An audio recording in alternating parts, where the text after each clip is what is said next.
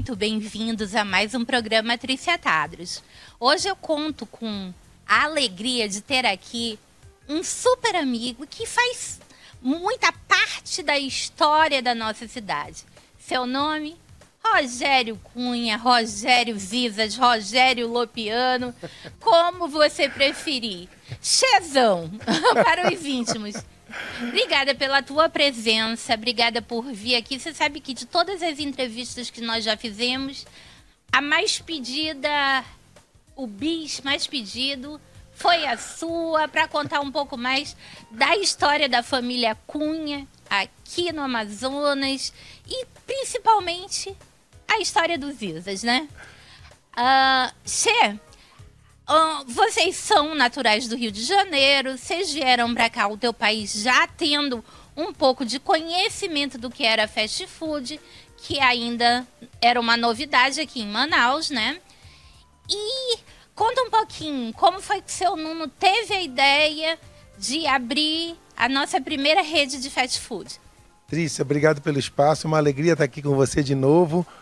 Olha, Trícia, o papai sempre teve assim, muito uma intuição comercial, então eu vou te contar um fato muito interessante. Com certeza, toda a turma do seu programa já ouviu falar em Bob's McDonald's. Talvez você tenha ouvido falar numa cadeia menor que se chamava Gordon. Sim, claro. Quem nunca comeu diabólico, angélico, poxa vida, sentou no canguru. Exatamente. Aquele canguru era icônico, né? Isso. Tu sabes que o nosso apartamento na Barão da Torre, exatamente na direção de onde ficava o Gordon, na esquina da General Osório, né? Então, tipo assim, eu fui criada comendo Gordon. Olha só, Trícia, então o Gordon era uma cadeia muito forte no Rio, e por essas conexões que a vida permite, o meu pai acabou ficando amigo do americano, que o sobrenome dele era Gordon. Porque, gente, tanto o Bob's quanto o Gordon foram cadeias criadas no Brasil por americanos, raiz. O seu Robert Falkburg criou... Poxa vida, Trícia, você... o Bob's de Robert, né? Exatamente. E o seu Gordon criou o Gordon. E o Gordon tinha como símbolo um canguru laranja, que era, assim, a alegria da criançada, que era como se fosse um brinquedinho que você colocava a ficha, né? Isso, o mascote. O mascotinho. E... eu tenho uma surpresa pra ti. Poxa vida, não faça isso. Não, mas a gente não vai fazer isso hoje, mas vamos fazer no próximo episódio. Tá bom. Eu consegui acessar as receitas originais do Gordon. Através de amigos lá no Rio de Janeiro. Caramba! E a gente vai executar junto. Vamos? Isso, vamos sim. Não vai ser hoje, gente, porque hoje a gente não tá no estúdio da cozinha. Perfeito. Estamos no estúdio do jornalismo. E aí, Chezão, conta, o teu pai conheceu o Gordon. Isso, e aí, Trícia, ele começou a perceber o quanto o fast food girava ali numa das lojas do Gordon, que ele trabalhava próximo a ela. E aí tem um fato que eu contei, que eu realmente me lembrei recentemente, que o papai, ele tinha que ter alguma noção do faturamento do Gordon, né? Sim. Aí o que ele fazia? Como ele trabalhava perto dessa loja do Gordon... A da Nossa Senhora de Copacabana? Isso mesmo. Aí ele foi lá, ele ia de manhã, comprava lá um suco de laranja, uma coisa bem baratinha, e ficava com ticket. E nesse ticket tinha uma numeração do atendimento. Ele ia no final da tarde, quando ele saía, comprava um mate com limão, alguma coisa assim, e pegava a numeração. Então ele calculava quantos clientes tinham girado naquele dia, fazia uma multiplicação simples, sei lá, por cliente 30, 40 reais, dinheiro de hoje. Sim. E aí ele tinha uma noção que realmente o giro do fast food era maravilhoso. Sim. E como ele então era assim, você conhece meu pai, ele gostava, amava uma boa comida e tudo mais. Opa! Então ele falou, Maria... Nós vamos voltar para Manaus e nós vamos montar a nossa cadeia própria de lanchonete lá em Manaus, porque eu tô vendo que aqui no Rio o Gordon está se dando muito bem. E coincidiu com uma época de que a Zona Franca estava começando, Exatamente, né? A Zona Franca começou em 67. O papai, então, dessa segunda leva, Trícia, a Marta e a Ana, a Marta é de 62, a Ana, eu estou dedurando a idade aqui porque ela já... A Marta é de 62, a Ana de 63. Aí a gente ficou no Rio até 69. Isso, aqui em Manaus até 69. E em 70 a gente foi pro Rio. Em 69 a gente foi pro Rio. 94 a gente foi pro Rio. Eita, que tu tá te perdendo todo. Aí- Vamos lá, rapidamente aqui. Eles foram pro Rio de Janeiro. Isso, em né? 65, quando eu estava quase nascendo. Isso, e voltaram para Manaus Em depois 70. do Decreto-Lei 288, que Isso. abriu a Zona Franca, que começaram várias empresas a se Pronto. instalar aqui. E o seu Nuno fez uma leitura que já caberia uma rede. Percebeu que Manaus era uma cidade de muitas oportunidades, como, graças a Deus, é até hoje. Pronto, aí ele então, em 71, fez um modelo ali de loja, fez uns testes, pediu até a opinião do próprio Gordon. Olha, Gordon, eu vou fazer esse sanduíche aqui e tudo mais. E pronto, aí em 72, em junho de 72, inaugurou a primeira loja no Cidade de Manaus. Sim, temos fotos. Pode Poxa, temos colocar na foto do tela. Cidade de Manaus, então. Pode colocar na tela, Adriano, por favor. Olha aqui. Olha aí, nossa, Trícia. Olha aqui. Essa então foi a primeira Olha loja. só, a primeira loja. Gente, pra quem não se lembra qual é o edifício Cidade de Manaus, nós tínhamos o grande shopping da cidade, que era a Avenida Eduardo Ribeiro, Perfeito. né? Tudo acontecia no Eduardo Ribeiro. Isso. E o edifício Cidade de Manaus, ele ficava justamente esquina. na esquina. Seguinte ali do shopping center, né? Isso. Shopping Center não tinha ainda. Era o dito, o que a gente chamava de shopping center era aquele prédio ali antes, Sim, né? mas ainda não estava pronto nessa época. Ah, isso. Ali tinha sido um cinema Perfeito. que estava em construção ainda Isso quando mesmo. foi aberto. A né, o loja em Manaus Shopping 72. Center. Isso. Então, um grande centro de compras, a primeira galeria.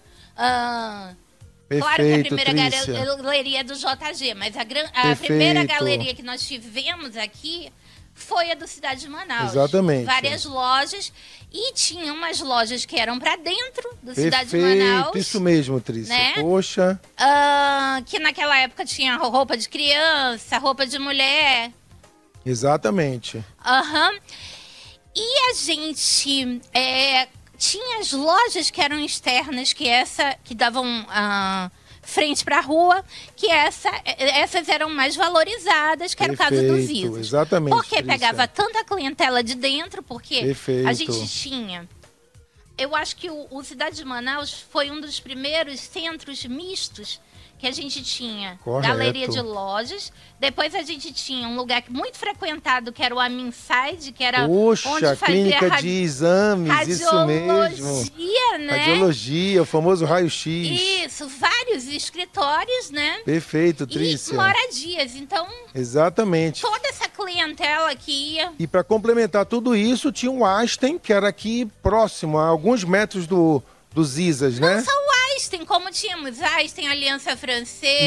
Isso, Aliança Francesa ali, Equipol, uma série de exatamente. coisas. Olha aqui um pouquinho. Essa foto aí é histórica de uma feira da Suframa, Aham. que até eu acho que esse aqui era um superintendente da Suframa, Sim, alguma coisa assim. Sim, e a gente está vendo aqui em cruzeiros, olha, um queijo quente era 8 cruzeiros, um misto quente 8,50, Exatamente. um cheeseburger 7,50. E o meu Isso. preferido, que O era famoso CB Cheeseburger.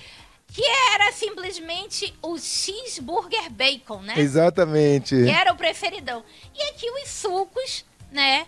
Que o tangerina, eu acho que era o preferido de todo mundo. Que era daquela linha Tanjal, que realmente o pessoal curtia muito, porque era um suco, apesar de ser de lata, mas era natural, né? Gente, pra quem não é da época do Tanjal, o Tanjal era o avô da polpa de fruta. Exatamente. Era uma polpa de fruta que vinha em lata, Essa Trícia, era quer dizer que era o avô congelada. Vinha em lata, era congelada e abria e batia aquilo lá. Mas Perfeito. o bacana era o sistema de refrigeração dos Isas, porque tanto o mate, quanto os sucos, quanto os sorvetes eram estupidamente gelados, Bem gelado, tinha umas suqueiras próprias que saía assim num tubo e tudo mais. Não, o senhor ainda tem uma, né? Ainda tem algumas relíquias lá na Lopiano. Pois é, e tem gente que me prometeu reabrir um quiosque da Lopiano e tá me devendo, entendeu? Isso, Trícia. E tá me devendo. Olha aí, a central de produção, que foi uma das assim, ações visionárias do meu pai. Pois é, Essa né? central de produção, então, tinha uma linha de preparação, pasteurização da mistura, aquela primeira máquina. Depois ali o leite ficava, então, sendo maturado. E por fim, as 3 máquinas que produziam mesmo sorvete, que eram as 3 do final ali. A produção do sorvete do Zizas não era industrializado, era um sorvete próprio, produzido artesanalmente. Perfeito. Esse maquinário era de excelente qualidade. E a gente tem, inclusive, as máquinas de produção de casquinha aqui. Poxa, Trícia, você virou uma historiadora já. Eu sou? Você é, né? Que as casquinhas... Quem não se lembrar da casquinha, do cascalhão... Cascalhão, exatamente. O biscoitão era o mais conhecido, Isso. né? Lembra da crocância. E o leite de vocês era holandês. Era holandês, né? Exatamente, e Trícia. Um sorvete extremamente saboroso, sem aditivo químico, Exatamente, né? Trícia. Chezão, a gente sente muita saudade dos Zizas, né? E... a gente realmente não entende por que o Zizas não tá mais aqui. Perfeito. Olha aí o biscoitão. O tradicional biscoitão, que era o mais querido. Olha aqui. A gente viu a máquina de confecção desse canudo. Isso. Mas foi a primeira loja a ter colheres e... descartáveis, copos descartáveis. De acrílico. Não, peraí. Ninguém em Manaus utilizava isso como descartável. Perfeito. Todo mundo levava isso para casa e eu tenho certeza que ainda deve ter gente que tenha. Porque, assim, quando tinha reunião de amigos dentro de casa, era certo das bebidas serem servidas nos copos de adulto. Eram de vidro, os copos de criança eram de acrílico dos Zizas. Você me contou que no início as pessoas perguntavam se tinham que devolver, né? Exatamente, interessante. Porque o conceito de descartável ainda não tinha assim sido entrado no mercado e o pessoal via aquele copo com uma tal resistência. Olha, precisa devolver e tudo mais? Não, a senhora pode levar, pode eliminar, pode fazer o que a senhora quiser, porque é descartável. E o mais engraçado que isso fez, com outra sacada impressionante do teu pai, sim, nós não tínhamos conceito de descartar nada, não tínhamos a cultura do descartável. E aí ele criou o que seria um descartável, mas um descartável duradouro, resistente. Perfeito, de qualidade, como nós não tínhamos cultura de jogar fora, todo mundo levava como souvenir para casa. Isso. E isso fez com que a marca ficasse mais... criava esse laço, né? Assim, que ia para casa, né? Ia para casa. E servia de copo das crianças durante as reuniões de amiguinhos, as brincadeiras, as correrias, enfim. Porque era um copo inquebrável. Assim como alguns talheres da Varig, que também eram meio descartáveis, não era descartável não, mas às vezes a gente levava de lembrança. Isso aí é contigo. Eu não conheço isso aí não, Tchê, fala por ti. Porque olha, a gente pegou a Varig. Eu não tenho nada a ver com isso. Pegou essa Varig. Mas vamos lá. Então, segunda loja dos Zizas, lojas da Praça 14. Que nessa época, a Praça 14 era realmente uma praça, não tinha sido invadido pelo aquele centro comercial. Perfeito. Agora virou o galpão da escola de samba aqui no fundo. Pois é, né? E aí, assim, tumultuou um pouco, vamos dizer, né? Eu acho que as praças, elas sempre foram da comunidade. Perfeito, Trícia. Elas não deveriam ser ocupadas por outras coisas, mas nós tínhamos aqui, ó, um parquinho. Um playground, ele lançou esse playground que foi uma atração. E eu queria também aproveitar que a foto ainda está no ar, Trícia, mencionar que o meu pai era muito amigo de um cineasta, que né, o Cosme Alves Ferreira Neto. Sim. E o Cosme, então, incentivou o papai, e o papai criou um cinema infantil ali naquela área. Eu me lembro do cinema infantil. E isso foi o que abriu a mente da tua mãe para depois criar o Tambarola, exatamente, né? Eu vou essa área de entretenimento. De comercial e a gente volta já contando mais sobre isso.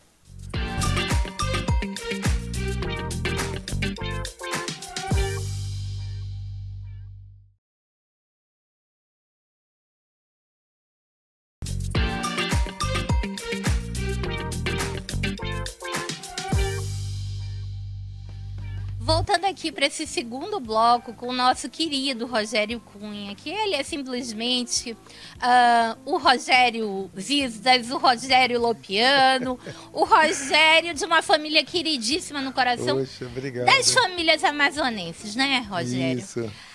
nós estávamos falando aqui de como a loja da Praça 14 se tornou um centro de entretenimento para a criançada na época, né? É isso mesmo. Nós tínhamos aqui a igreja de Nossa Senhora de Fátima, onde todas as famílias iam num final de semana.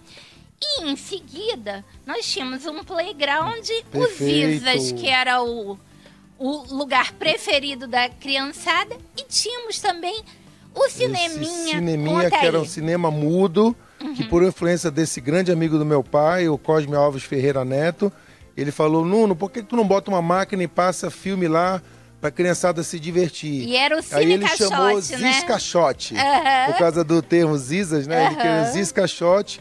E realmente foi um sucesso, Trícia, porque a criançada gostou, se divertia, passou filmes do Charlie Chaplin lá, que... Não, e outra coisa, a criançada ficou tão viciada em cinema que as festinhas de aniversário de determinadas crianças aqui tinham que ter um cineminha. Interessante, né, A minha Trícia? mãe teve que comprar uma máquina Super 8. Olha Lembra só, do Super 8? lembro. Pra passar os filmes, porque a grande sensação era o cineminha dos Passou a ser Isas. esse cineminha, né? E aí, o que aconteceu?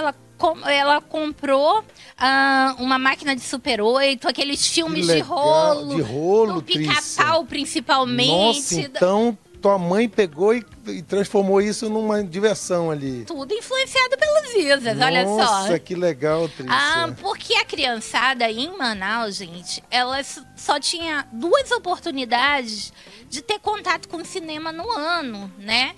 Que eram os 2 filmes dos Trapalhões das Férias. Poxa vida. Salvo qualquer outra exceção, exceção, algum filme que Hollywood lançasse, nós íamos ao cinema 2 vezes por ano. Interessante. E né, os Isas, todo sábado e domingo, e às vezes para quem tinha disponibilidade durante a semana também, mas sábado e domingo era o dia que bombava. Isso. Ele tinha sempre uma transmissão num cineminha. Era uma atração. Pra garotada, né? Já. Que ali consumia o seu lanchinho. E... Então aqui é a loja da Joaquim Nabuco, Trícia, que era ali mais ou menos perto do antigo Cristos, perto do antigo Cine Chaplin. Sim. Que era uma loja um pouco menor, mas também era uma loja que atendia muitos clientes ali das imediações. Sim, porque ali também era outro circuito. Exatamente. Ibeu. Perfeito, poxa. Santa Doroteia. Exatamente. Cristos. Isso. E depois o Cine Chaplin. Cine Chaplin ali complementava. Né? E aí era outro circuito, né? Isso, que era diversão, cinema. Isso. Desculpa, escola. Exatamente. Lanche, cinema, né? Isso. E essa loja durou menos que as outras. Durou, Trícia. Essa loja não durou muito tempo. Por Depois quê? o dono pediu ponto, porque ele estava querendo aumentar muito o aluguel, aí realmente o papai calculou e falou, não vale a pena. Como não era uma loja muito volumosa, porque você pode ver que tinha pouquíssimos lugares ali, ó, dava, sei lá, umas... Mas o grande lance aí era comprar o lanche e comer no cinema. Você lembra que a gente tinha as caixinhas de isopor, que você podia levar o sorvete? Sim. Então realmente não foi uma loja que durou muito, não. Agora me diz uma coisa, pra quem tá nos assistindo e é saudosista, vai perguntar, tu sabes dizer o que funciona hoje nesse ponto?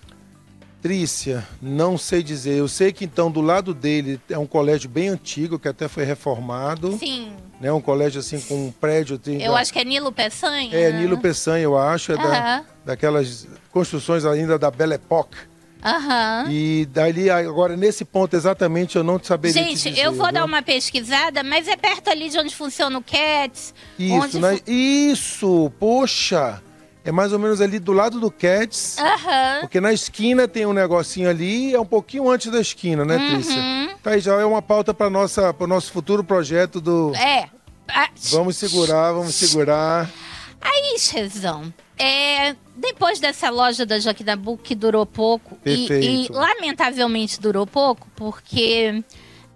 era o circuito de toda a molecada, que era Ibeu, o Cristos, o Santa Doroteia, Chaplin e tudo mais, e todo mundo lamentou, né? A gente saía do Ibeu e ia pra Dona Ilse a pé. Poxa vida! E pra Dona Ilse a gente sempre passava, depois do Ibeu, a caminho da Dona Ilse nos Isas, e comprava alguma coisa e tal. E aí fechou. E eu lembro que a gente passou a ter que ir numa lanchonete na 7 de setembro. Lá embaixo. Na 7 de setembro, Nossa, quase em Trícia. frente à Dona Ilse. Menina, Então saía aquela molecada toda do Ibeu. Tinha um percurso aí longo, né? Caramba, Trícia. Porque a Dona Ilse ficava do lado do Palácio Rio Negro, Perfeito. né? E a gente entrava lá 4 e saía às 6. Perfeito. Né? E a gente saía de casa à 1 da tarde, o Ibeu era de 2 às 3, né? Segunda, quarta e sexta. Depois ia pra Dona Ilse. Depois a gente fazia um lanchinho pra chegar 4 horas da Dona Ilse de E a Dona Ilse, me recorda aí, era o quê? Uma professora de que... Ah, não. Não. Realmente eu me perdoo minha ignorância. Chezão, olha, perdoem. A família Honório Valois, que esteja escutando isso, perdoem o Che, porque ele morou no Rio de Janeiro. A Dona Ilse Honório, ela foi uma das primeiras professoras aqui, famosíssimas. Ela foi diretora do Colégio Princesa Isabel, que era o grande colégio de crianças, Perfeito. Né? E ela tinha aula de reforço na então casa ela dava dela. Aula de reforço. Mais conhecida. Era super Gerações frequentada. passaram por ela. Puxa, foi professora Trícia, de Arthur olha só. Virgílio Neto. Nossa. De Amazonino Aí, Mendes então... no Princesa Isabel. Professora, o aluno mais querido dela talvez seja Mauro Campbell. Mauro Campbell, nosso atuante lá no STJ, nosso né? ministro. E ela foi professora de todos nós e ela atuou como professora até o fim da vida, praticamente. Nossa, Trícia, que legal. E você então frequentava lá como sim, reforço e tal? Saía uma turma muito grande, né? Mansur Cefaí, que hoje é do Filé do Chefe, o irmão dele, André, Jéssica Sabá, Nossa, que legal, Beto, Trícia. Taiko Nakajima, Eita, Micaela. pau, que legal. Como é que saía, né? Alguns iam para Dona Ilsa, outras eram do Santa Doroteia, ia para aula de educação física, alguma coisa assim. Mas a gente fazia aquele trajeto do Ibeu. Que legal, Trícia. Né? Olha aí, a nossa câmara frigorífica, que para aquela época era assim, uma coisa... Não, para hoje poucas empresas tinham. Para hoje é uma coisa inacreditável, né? São poucas as lojas que têm uma câmara frigorífica dessa qualidade, né? Sim, Trícia. E o que a gente tem aqui? Ali era a gordura vegetal hidrogenada e a caixinha. A caixinha ali, estou tentando lembrar, não é o queijo, porque... Eu acho que são embalagens. Perfeito. Eu acho que são embalagens. Tem uma palavra ali, Evelyn, né? O nome da marca, né? Aquelas caixinhas deitadas ali, Trícia, que essa Evelyn está na frente. Aqueles ali, eu tenho certeza que era o famoso queijo frico, que era o queijo holandês, que eles vinham nessa caixa mais menor espessura. Sim. E eles eram armazenados em 4 barras. Exatamente, porque é exatamente o tamanho de 4 barras de queijo. Exatamente, então 4 barras de queijo. Barras de queijo, porque na época não existia já queijo fatiado, não se vendia. Exatamente. O queijo prato ou o queijo mussarela era um queijo desse tamanho que vendia no supermercado. Perfeito. E esse queijo era o queijo... Puxa, Trícia, você me surpreendeu que fazia tempo que eu não vi essa foto, viu? Agora, Che, Manaus cresceu.